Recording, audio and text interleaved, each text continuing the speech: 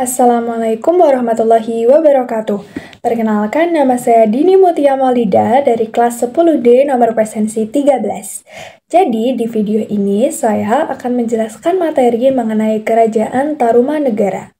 Mulai dari latar belakang berdirinya, masa kejayaan, fase kemunduran, dan beberapa bukti-bukti peninggalan dari Kerajaan Tarumanegara.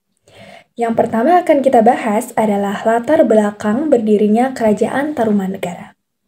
Kerajaan Tarumanegara didirikan pada tahun 358 Masehi oleh Maharesi Jaya Singawarman, seorang Maharesi yang berasal dari India.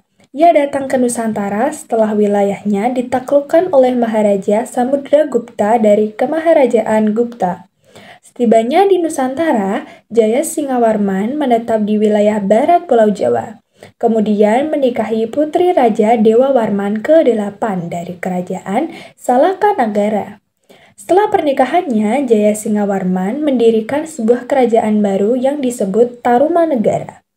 Nama Tarumanegara berasal dari kata taruma yang mengacu pada tanaman nilai yang banyak ditemukan di daerah tersebut, dan negara yang berarti kerajaan atau wilayah pemerintahan. Dengan demikian, nama Tarumanegara dapat diartikan sebagai Kerajaan Taruma. Kerajaan Tarumanegara berkembang di sekitar aliran Sungai Citarum yang menjadi sumber kehidupan utama bagi masyarakatnya. Daerah ini strategis karena berada di jalur perdagangan yang menghubungkan Nusantara dengan India dan juga Tiongkok. Sebagai kerajaan bercorak Hindu, Tarumanegara mendapatkan banyak pengaruh dari peradaban India, terutama dalam bidang keagamaan, sistem pemerintahan, dan juga kebudayaan. Pada masa awal perkembangannya, Tarumanegara masih berada di dalam bayang-bayang kerajaan Salakanagara yang merupakan kerajaan tertua di Nusantara. Namun, seiring berjalannya waktu, Tarumanegara tumbuh menjadi kekuatan dominan di wilayah barat Pulau Jawa, menggantikan peran Salakanagara. Lanjut ke materi yang nomor 2 mengenai masa kejayaan dari Kerajaan Tarumanegara. Puncak kejayaan Kerajaan Tarumanegara terjadi pada masa pemerintahan Raja Purnawarman yang memerintah antara tahun 395 hingga 434 Masehi. Ia dikenal sebagai raja yang bijaksana, tangguh, dan mampu memperluas wilayah kekuasaan Tarumanegara hingga mencakup sebagian besar Jawa Barat, termasuk daerah yang sekarang menjadi Banten, Jakarta, Bogor, dan juga Cirebon. Salah satu pencapaian terbesar Raja Purnawarman adalah pembangunan ibu kota baru bernama Sundapura. Kota ini menjadi pusat pemerintahan dan perdagangan serta cikal bakal terbentuknya kebudayaan Sunda di kemudian hari. Pada bidang infrastruktur, Purnawarman juga dikenal karena proyek irigasi besar-besaran yang dilakukannya. Pada tahun 397 Masehi, ia memerintahkan penggalian saluran Gomati, sebuah kanal sepanjang 12 km yang berfungsi untuk mengalirkan air ke daerah pertanian serta mencegah banjir. Pembangunan ini dicatat dalam prasasti Tugu yang ditemukan di Jakarta Utara. Selain pembangunan fisik, Purnawarman juga memperkuat hubungan dagang dengan India dan juga Tiongkok. Hal ini dibuktikan dengan catatan dari sumber Tiongkok yang menyebutkan bahwa Tarumanegara mengirim utusan ke negeri tirai bambu untuk menjalin hubungan diplomatik. Pada masa kejayaannya, Tarumanegara menjadi pusat Hindu Waisnawa yang memuja Dewa Wisnu sebagai dewa utama. Hal ini terlihat dari beberapa prasasti yang ditemukan, di mana Raja Purnawarman sering dikaitkan dengan Dewa Wisnu. Kita lanjutkan ke materi mengenai fase kemunduran Kerajaan Tarumanegara. Kerajaan Tarumanegara runtuh ketika dipimpin oleh Raja ke-13, yaitu Raja Tarusbawa. Setelah menggantikan Raja Linggawarman yang wafat pada 669 Masehi, pergantian kekuasaan ini pun menjadi pemicu berakhirnya Kerajaan Tarumanegara. karena Tarusbawa lebih menginginkan untuk kembali ke kerajaannya sendiri, yaitu Kerajaan Sunda, yang sebelumnya dia berada di bawah kekuasaan Tarumanegara. Pengalihan kekuasaan ke Kerajaan Sunda ini ternyata tidak disepakati oleh Kerajaan Galuh, yang akhirnya kerajaan tersebut memutuskan untuk memisahkan diri. Dengan begitu, wilayah bekas Kerajaan Tarumanegara pun dibagi menjadi dua, yaitu Kerajaan Sunda dan juga Kerajaan Galuh, dengan Sungai Citarum sebagai pembatasnya. Tidak hanya itu, sebab lain runtuhnya Kerajaan Tarumanegara adalah karena adanya gempuran dari beberapa kerajaan yang ada di masa lampau, terlebih Kerajaan Majapahit, yang pada masa itu berperan sebagai kerajaan penting dan besar di Nusantara. Setelah Tarusbawa tidak lagi memimpin, kedudukan Raja Kerajaan Tarumanegara diambil oleh Sundawarman. Namun, ketika dipimpin oleh Raja Sundawarman, Kerajaan Tarumanegara sudah mulai mengalami kemunduran yang cukup signifikan. Pada akhirnya, Kerajaan Tarumanegara pun runtuh pada abad ke-7. Lanjut mengenai bukti peninggalan dari Kerajaan Tarumanegara. Yang pertama, ada Prasasti Ciaruten.